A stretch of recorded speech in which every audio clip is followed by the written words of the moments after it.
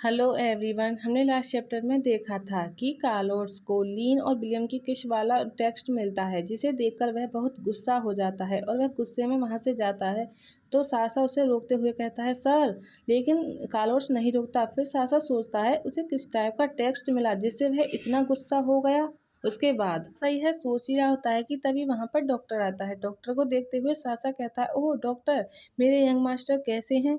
यह सुनकर डॉक्टर बताता है, फिलहाल स्टेबल हैं। मिस्टर रोमनॉफ कहाँ हैं? तो सासा बताता है उन्हें उसे किसी काम पर ध्यान देना था। क्या उसे कुछ जानने की जरूरत है?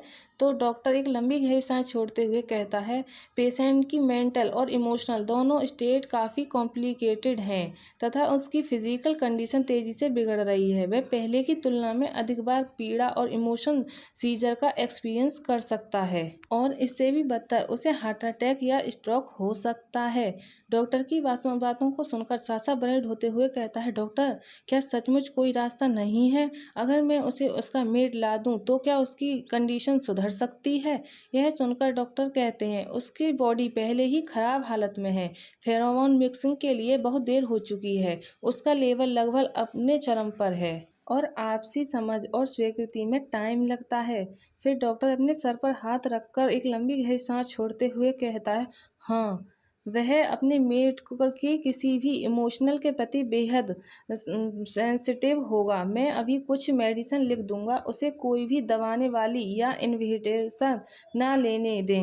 जब तक उसकी रट शुरू हो जाए तो उसे हॉस्पिटल ले आएं। सुनकर सासा कहता है, हाँ डॉक्टर, मैं समझ गया, थैंक यू।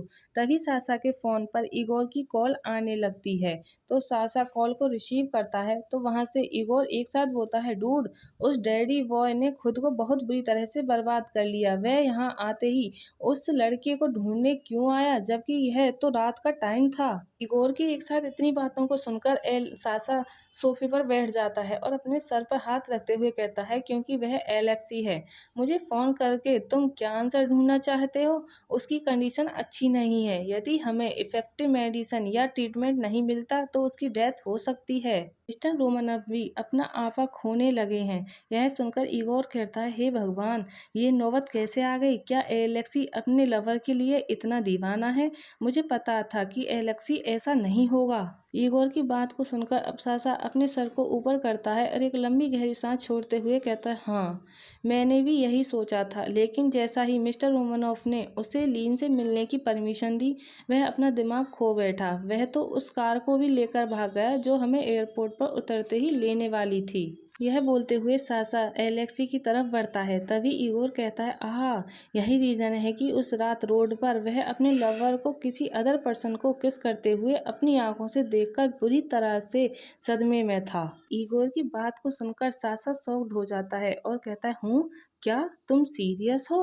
फिर सासा एक लंबी गहरी सांस छोड़ते हुए कहता है, सिट, क्या खराब टाइम है। तभी इगोर कहता है, सासा, एलेक्सी इतना वीक नहीं है कि यूं ही मर जाए। उसे अपने बेटे पर फोकस करने दो, इससे उसका ध्यान भटक जाएगा। इगोर की ऐसी बातों को सुनकर सासा कहता है, लिसन टू यू, एक सीरियल किलर की पवित्र प्रतिष्ठित माइंडसेट। मैंने कभी नहीं सोचा था कि तुम जैसा साइकोपैथ भी तर्क कर सकता है। तुम ही वह पर्सन होंगे जिसने मिस्टर रोमनोफ को टेक्स्ट भेजा है, जिसे पढ़कर वे गुस्सा हो गए। आशा की बात को सुनकर इगोर कहता है, कोई चारा नहीं था डूड।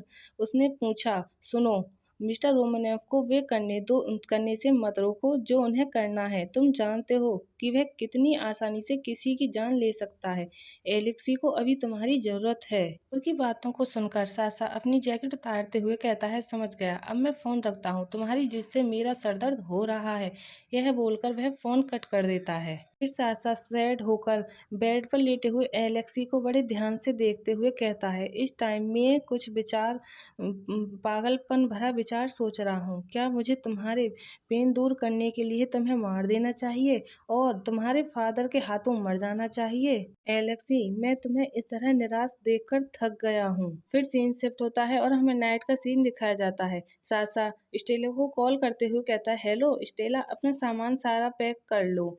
मैं तुम्हें लेने के लिए एक कार भेज दूंगा और सुबह होटल में रुक जाऊंगा। मुझे हमारे रहने के लिए एक जगह मिल गई है। उनका स्टेला कहती है, ठीक है। सासा, क्या यंग मास्टर ठीक हैं? तो यह सुनकर सासा कहता है, हाँ वह ठीक है। क्या जार अभी भी रो रहा है? तो स्टेला बताती है, वह अभी सो रहा है, उसे रियली में यंग मास्टर की ज़रूरत है। प्लीज़ उन्हें बताएं कि उनका बेटा उन्हें याद करता है। यह सुनकर सासा आवाज़ सुनकर दूसरी तरफ देखते हुए कहता है, ठीक है। फिर सासा सैड होकर अपनी आंखें बंद करते हुए कहता है, हाँ इतने लंबे टाइम के बाद अब इस तरह रोने का क्या फ़ायदा।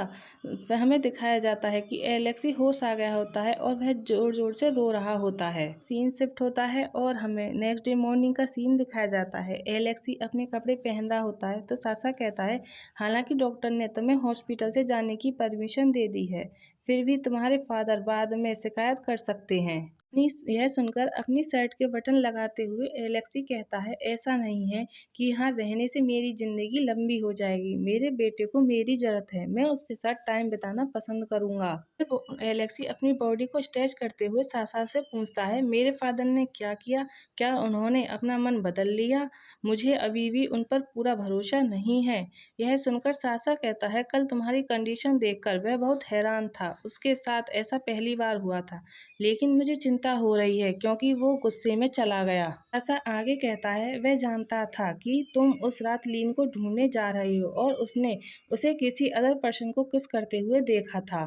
यह सुनकर एलेक्सी नीचे की तरफ देखते हुए कहता है, मैंने फिर से चीजें गड़बड़ कर दी, मुझे उससे बात करनी है। फिर सीन शिफ्ट होता है और हमें कार का सीन दिखाया जाता है। एलेक्सी कार में बैठा हुआ होता है, तभी सासा कहता है, ओह ठीक है, अपने पास रखे ब्राउज़र पर एक नज़र डालें। यह देखकर एलेक्सी साइड में उसे उठाते हुए कहता है, यह क्या है? तो सासा बताता है, जार को किंडरगार्टन में क्यों न डाल दिया जाए, जब वो लगभग 3 साल का है। अच्छा होगा अगर उसकी एज का कोई फ्रेंड हो जो जब तुम आसपास नहीं हो तो उसे अकेलापन फील नहीं होगा। सासा की बातों को सुनकर एलेक्सी अपने फेस को टर्न करते हुए कहता है, जब तक वो एक अच्छी जगह है मैं इससे एग्री हूँ, उसे भी मेरे आसपास न होने की आदत डालनी होगी। तो सासा कहता है, कोई चिंता नहीं, स्टेला हमेशा आसपास ही रहेगी और मैंने कुछ अनसीन गार्ड की व्यवस्था कर ली है, और ऐसा मत कहो कि तुम कभी भी मरने वाले हो। तभी एलेक्सी लंबी लंबी गहरी सांसें लेने लगता है और अपने सर पर हाथ रखते हुए कहता है, तुमने तो पहले ही सब कुछ तय कर लिया है, फिर मुझे पूछने का क्या फायदा। एलेक्सी की ऐसी बातों को सुनकर सासा चिढ़ते हुए कहता है, हे तुम इन छोटी छोटी बातों की चिंता करने की हालत में नहीं हो, बस अपनी रिकवरी पर ध्यान दो, मैंने तुम्हारे लिए ये कर दिया है। ताकि बात को सुनकर एलेक्सी लंबी गहरी सांसें लेते हुए कहता है, ठीक है, जो चाहे करो, मैं थक गया हूँ, पहुँचते ही मुझे जगा देना। तभी एलेक्सी की पूरी बॉडी कांपने लगती है और वह लंबी लंबी सांसें लेने लगता है।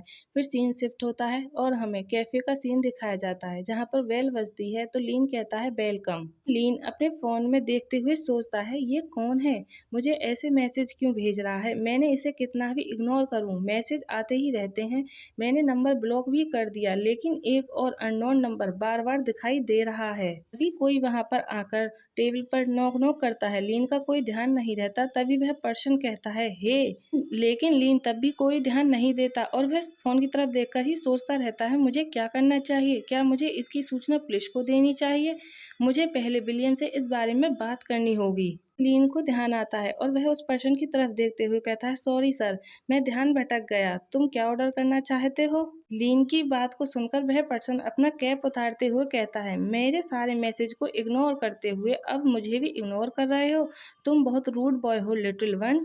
पर उस पर्सन की बात को सुनकर लीन शॉक्ड हो जाता है और शॉक्ड होते हुए कहता है, वेट, क्या, मुझे मत बताओ कि तुम ही हो जिसने मुझे ये सारे मैसेज भेजे हैं। गाइज यही हमारा चैप्टर लास्ट होता है। आई होप आप सब लोगों को पसंद आया होगा। पसंद आया हो तो लाइक सब्सक्राइब कमेंट करें।